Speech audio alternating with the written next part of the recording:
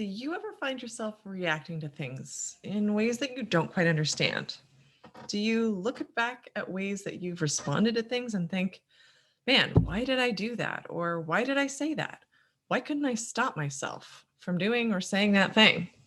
Or maybe you find that you react to certain people in ways that you don't really know why, or you just don't like them, you can't stand them, or you get anxious when they're around. But they've never really done anything to you. You just know that they make you uncomfortable. What if I were to tell you that this isn't all actually a mystery? That actually all of this makes complete sense? What if I were to tell you that your body and your brain actually are performing and acting exactly the way they're supposed to and designed to, even if it feels completely baffling in the moment? If I've got your attention right now, I want you to know the secrets to your most confusing behavior and your most confusing reactions, and that of other people, because it applies to them too. So stay with me. This will be worth it. What I've done is I've taken some of the most advanced concepts in counseling and psychology, and I've boiled it down to this really simple example. It's taking a bit of polyvagal theory, internal family systems, a bit from Emdr, and a few others, and it's boiled down, and we're going to go through it together. So what I'm going to do is I'm going to share my screen with you and show you what's really going on behind the surface. So going on behind the surface starts with this diagram here.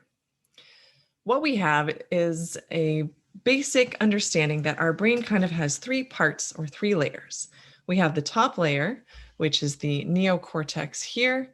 That's sort of our most advanced mammal, human type of part of our brain. That's our advanced and rational thinking.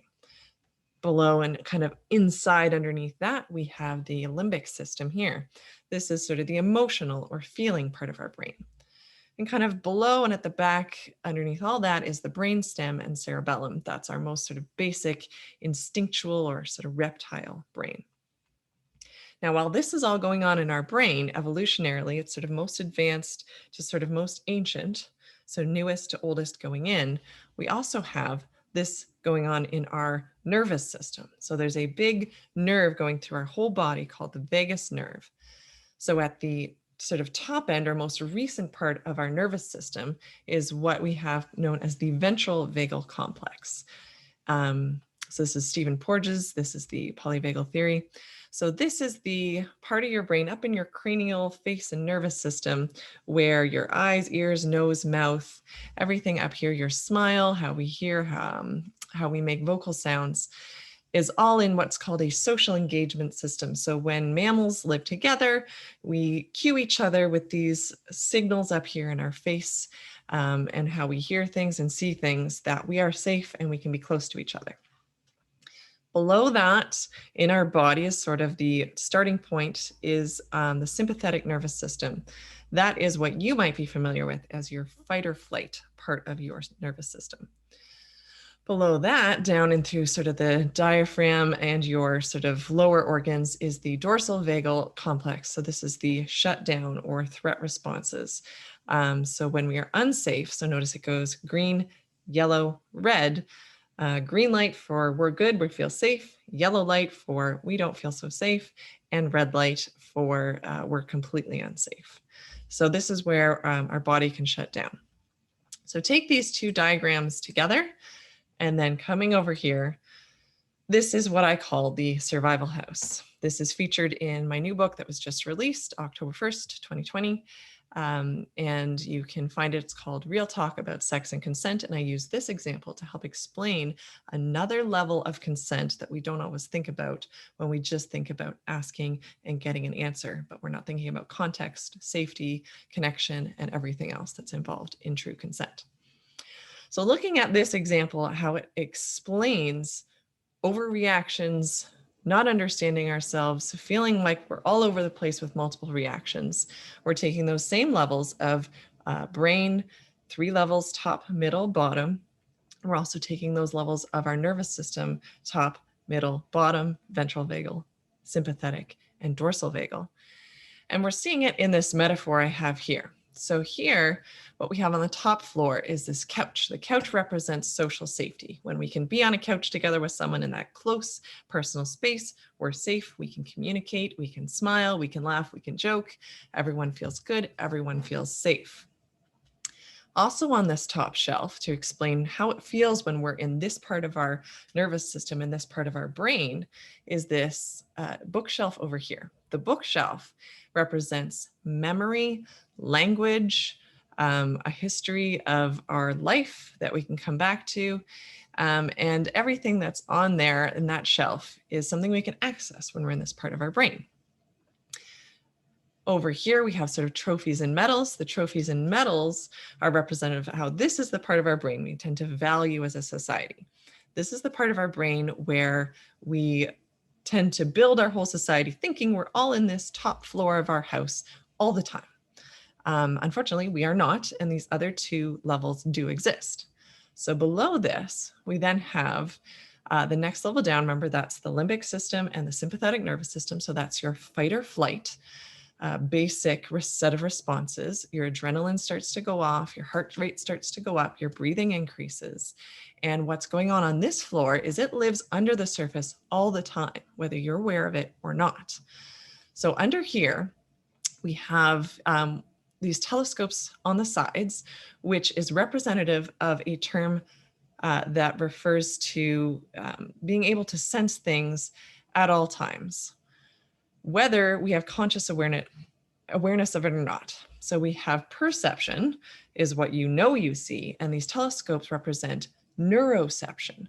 Neuroception is the fact that our body is constantly picking up signals and delivering that information to our brains and getting a feedback loop.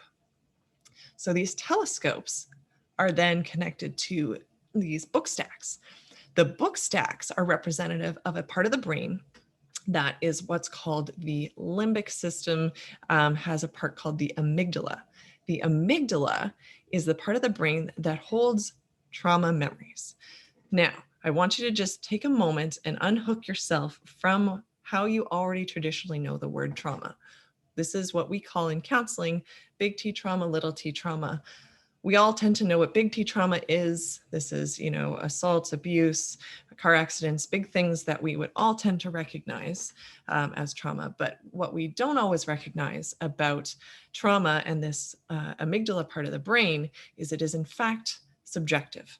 This is anything in your life or your history that your brain or body feels like might have killed you.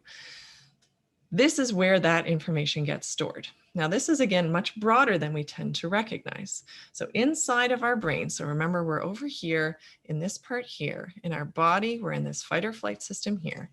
And in here, we're remembering every time. There's sort of 5 main categories. There is anytime we've really been abandoned, especially early in our life from caregivers. There's rejection.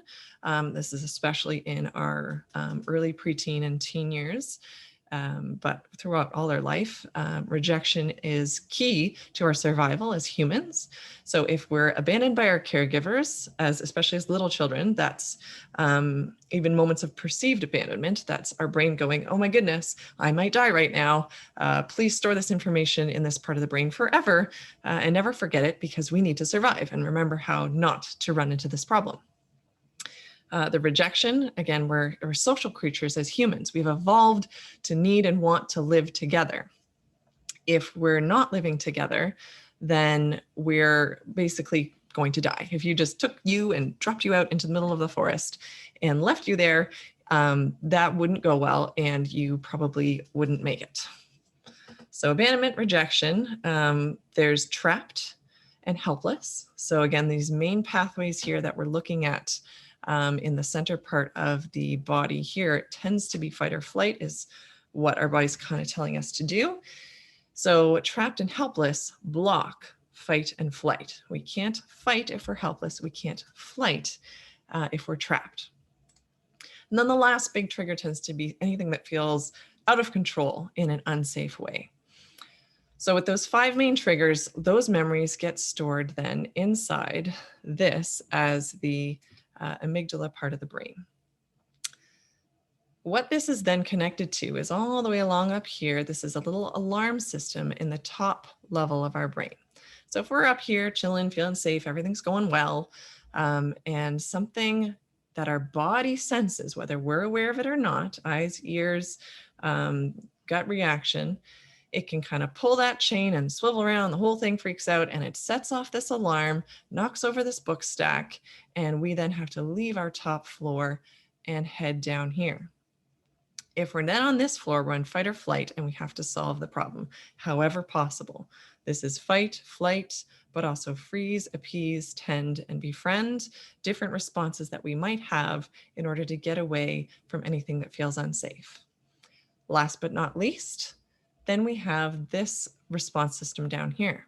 If anything up here isn't working, if we can't fight, flight, freeze, or appease, tend or befriend, if we can't solve the problem from this floor, our body drops down one level further and we go into, remember over here is the shutdown set of responses.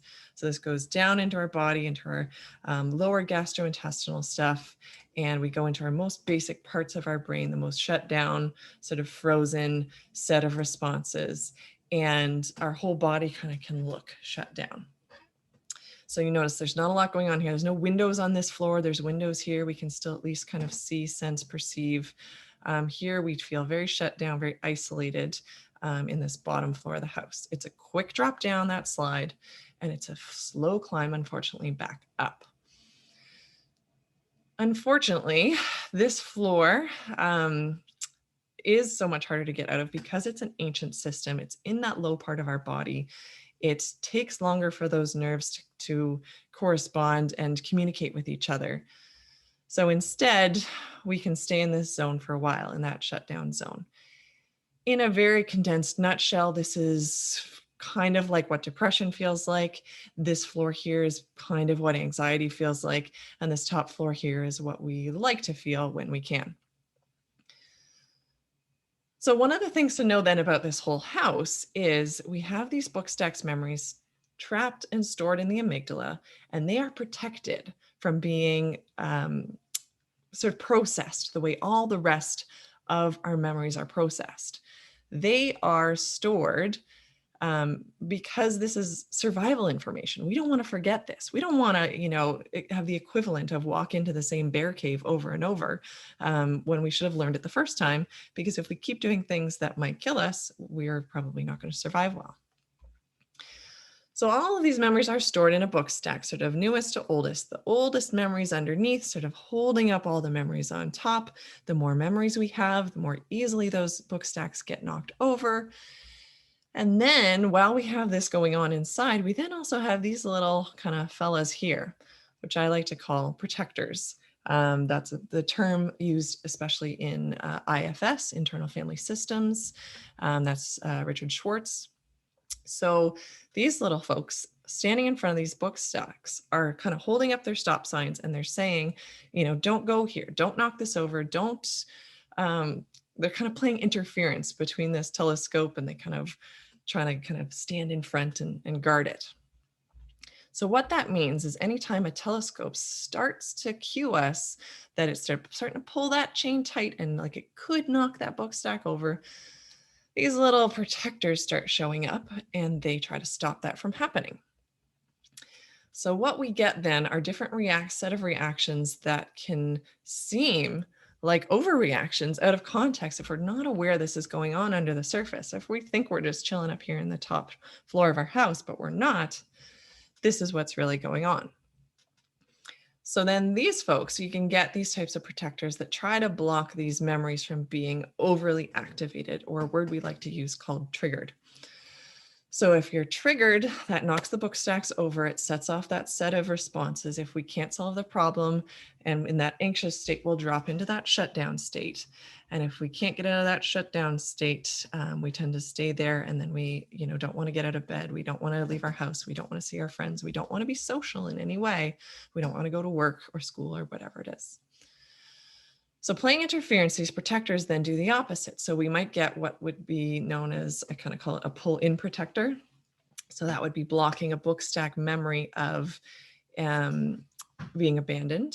So if we've been abandoned, we have that book stack memory then of never wanting to be alone. So we're pulling people in constantly. Call me, text me. Where are you? I don't want to be alone tonight. And then alternatively, we also can get a different protector, sometimes in the same person. We can have one of each, which would be a push away protector. So that's often if we've been rejected. Frequently, that might be bullying in our history or absent parents or challenging parents. Then we might get a push away protector. That's the protector that then says, you know what, I've been hurt before. I'm just going to need you to stay, 10 feet back until I really, really, really, really trust you. So we have pull in, we have push away. Sometimes we have a control protector.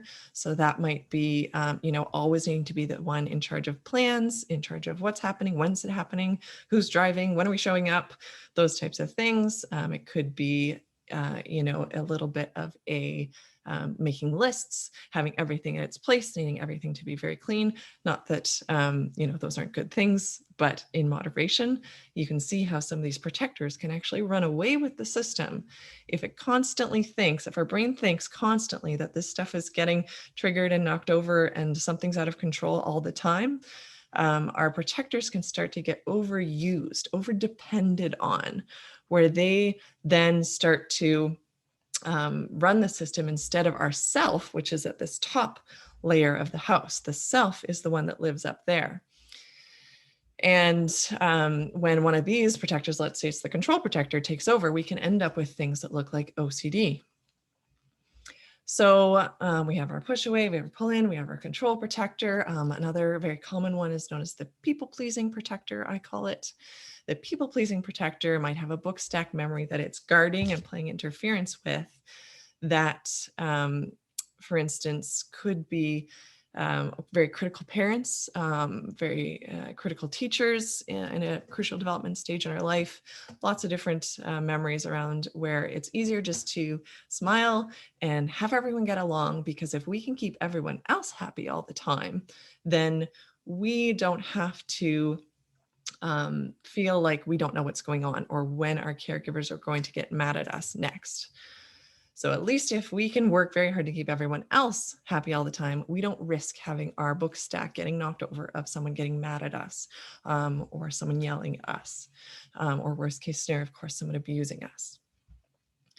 We can also get an anger protector. So if we were very helpless as a child, then we can get this anger protector, which can look like that overreaction or lashing out. If we think that we are looking at a memory that feels similar to something we had as a child, then this anger protector can come in. And this is where you might get that overreaction experience that you have or you see in other people. So while all these protectors are working really hard, and while our amygdala is sort of at the mercy of these sort of telescopes knocking them over, depending on what we're exposed to, the good news is there are treatments for these types of things. One of my favorites is called Emdr. It sort of basically looks at what are the book stack memories that are triggering off the system, and especially what are those early underlying book stack memories that are holding up the whole stack. When you can go in and treat those old memories, it can actually relieve this whole book stack and this whole telescope from having to be there. And then it lets this protector sort of release itself of its job. It can reintegrate. Think basically of the movie Inside Out by Disney or Pixar. And that's where you have all the little people up in the headquarters up in your head, and they're all sort of chiming in with their ideas. All those little different opinions and parts are these sort of protectors. And when they're out of joint or they don't feel balanced, you get that discord. When we heal them, when we go back in the past and we heal what's been ailing us, we can calm our reactions, we can calm our protectors, and instead of getting set off, whether we know we've been set off or not, we can start to see our day-to-day life becoming calmer. We tend to go up into this top part of our house more often. Not saying we'll never visit either of these floors ever again, but we have more control up here. right? Things are easier. If we're trying to, for instance, if we're in school and we're trying to study something, if we're in constant fight or flight because we're triggered, we're worried about failing and having someone be disappointed in us or yell at us if we don't do well, then we're going to be down here while we're studying in that second floor. And we won't be able to access knowledge, long-term memory, language, and everything that lives up in this long-term floor, like books in our bookshelf. We won't be able to be close to people. We'll struggle with our relationships. We'll struggle trusting people. We'll struggle with intimacy sometimes. We'll struggle with wanting to be social if we're sort of constantly trying to solve and moderate our lives from that second floor. Let alone, of course, that bottom floor of depression, anxiety, and sometimes we cycle between them. As a side note, again, very simplified, but go with me, is PTSD essentially is a rotation between these bottom two floors. It's a person that has a lot of trouble getting up into that top floor because their body is always on the lookout for something not okay. And then when they're, because it's something from the past, when you can't solve it, you get stuck in that bottom floor. And then kind of life feels stagnant and you feel very separated from your sense of self, from your goals, from your dreams, your long-term, everything that's in that top floor of the house. So by treating PTSD, it allows people to come up, finally up into this top floor and re-engage with their life. So, moral of the story being here, all of this to say, when you have an overreaction or when you watch someone else have an overreaction that you think is one, to them, to their internal self, to your internal self, in that moment, it makes complete sense. There's something in there. There's something that hasn't been fully processed, fully understood. A trauma, if you will, allow the use of that term, understanding there's two different types of trauma, big T, little t. That old trauma stuff that's in there in us, and it's in all of us, different degrees and different levels, is going to be the stuff that's that underswelling that makes us sort of pull people in. That's when we fall in and out of relationships. We're together with people, we're breaking up. And then we're back and forth again.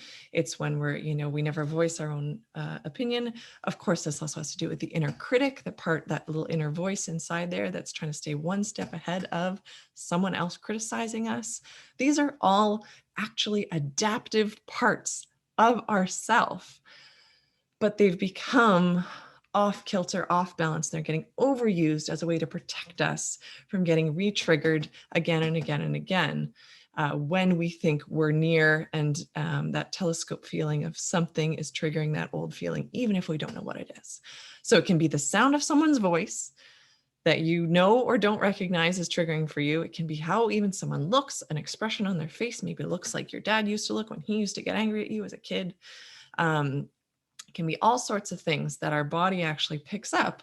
And that's why we maybe don't like someone and we have no reason to be able to explain why. That's why we sometimes will have that anger lash out reaction that seems in retrospect much bigger than we realized was actually necessary in the moment. That is why sometimes we'll feel really anxious if something's going on, even if we don't know that it feels like something in the past. So a current relationship that feels really anxious with you all the time might actually be mirroring something from your past, your childhood, or your teen years. So all of these things come together. What I want you to do now that you have this information is please share it. This stuff is so important. There's so many of us walking around not really knowing or understanding why our bodies and brains are doing this stuff. There's a whole host of physiological responses that go with it. If you think about that sort of top, middle, bottom response of the body, the vagus nerve and the nervous system, that's where you can get gastrointestinal issues, when you get IBS, when you get even sometimes weight issues. That's that actual shutdown floor, that lower dorsal vagal part of your body. That middle part, that's sort of the heart racing, the breathing, sort of the queasy stomach kind of feeling as well. And all of those physiological systems can start to be relieved, even chronic pain and chronic sort of tiredness, when we start to heal from the inside out. So I'm sharing all this information with you for free because A, it's so important, and B, it is stuff that is contained and gone over in a bit of a more simplified way in my newest book, Real Talk About Sex and Consent. So if you can do one favor, if you have gotten something out of this video today, please look at this book, get the word out there. This type of understanding is so important. This book is geared toward teens, but anyone of any age can read it. But I wanted it to be accessible for young people because when we understand our brains and our bodies at that depth of level, it can be translated to so many different things. And one of the things that's so important, given things like the Me Too movement and how we see the statistics on people not understanding consent or not practicing consent properly, when we do it properly, our world can be a better place. And that has been the entire purpose of me writing this book. So please look this book up. I'm going to put the links below here. I also have my 2 other books, How to Like Yourself, as well as the Resilience Workbook for Teens. Also great resources that can help. I've had them help people of all ages. They are accessible, of course, also for teens specifically, so that a whole range of people can see them. So I'll put important links below this video. Please share, because that's how we're going to get better as a society when we really, truly understand ourselves and what's going on. So thanks so much for watching.